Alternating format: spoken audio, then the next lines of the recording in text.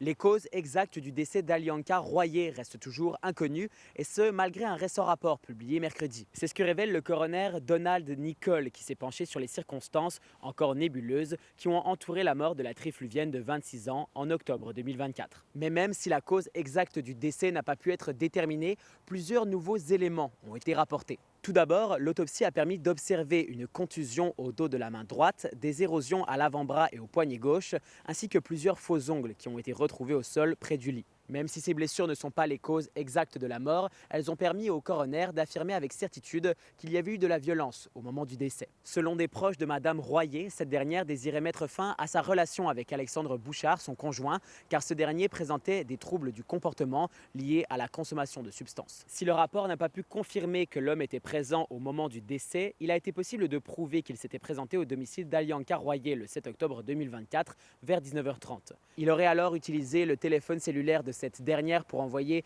des messages textes à ses proches alors qu'il avait déjà confirmé son décès. Puis s'était rendu dans un hôtel au Nouveau-Brunswick pour s'enlever la vie le 1er novembre avant de pouvoir donner sa version des faits. Le coroner conclut son rapport en mentionnant qu'avec les doutes d'intervention d'un tiers, la non-présence de substances suspectes lors de l'examen toxicologique et l'absence d'infection suite à une chirurgie reçue préalablement, il n'était pas possible de déterminer les causes exactes du décès.